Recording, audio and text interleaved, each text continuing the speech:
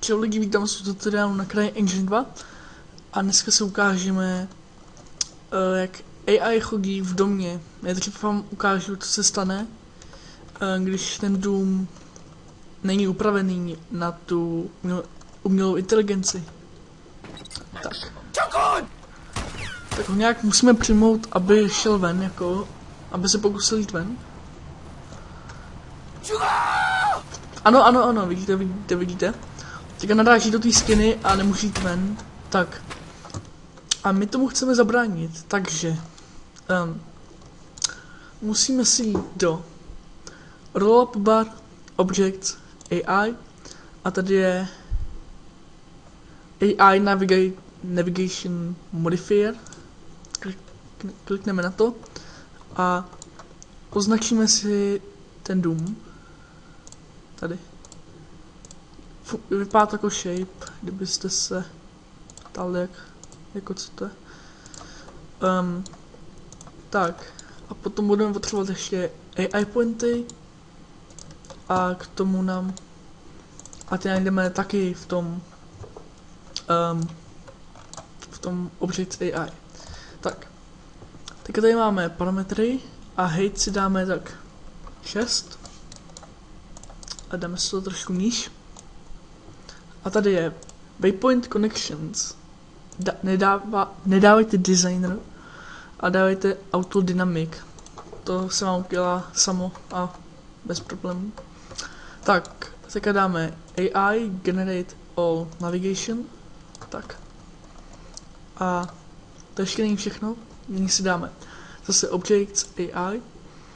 A tady je AI Point. Klikneme na něho a máme tady takovou kouli.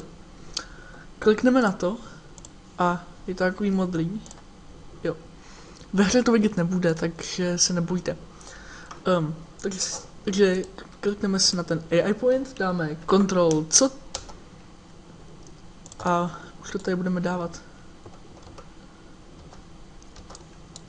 To pořád tak nějakým Ctrl C a označíme si tady celý ten dům a ty hlavní vchody.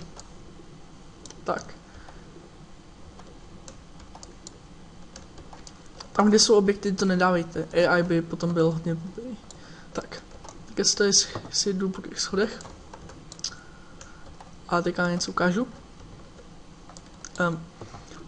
Na tento AI point musíme kliknout. A tady jsou parametry.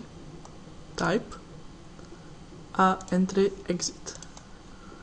Točíme se tady směrem, kde je jako vchod. A to samý je u toho druhého. Tak, Entry Exit. Tak. To by bylo. Ale ještě musíme udělat jednu věc. AI Generate All Navigation. A nyní vidíme, jak je to tady propojený, ty čáry. A když si chci spamnout, tak by měl krajec vyjít ven. Nějak.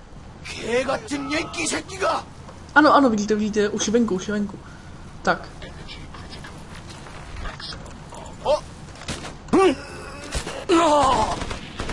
Tak. Krajec už je venku a vlastně je to hotový.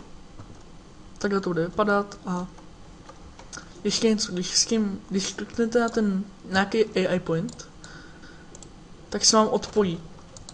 Jo? Takže kdyby se na to klikl a najednou vám to zmizelo, tak abyste se nelekli, zase dáte AI Generate All Navigation. No, to by bylo k tomuto tutoriálu úplně všechno a já se s váma loučím.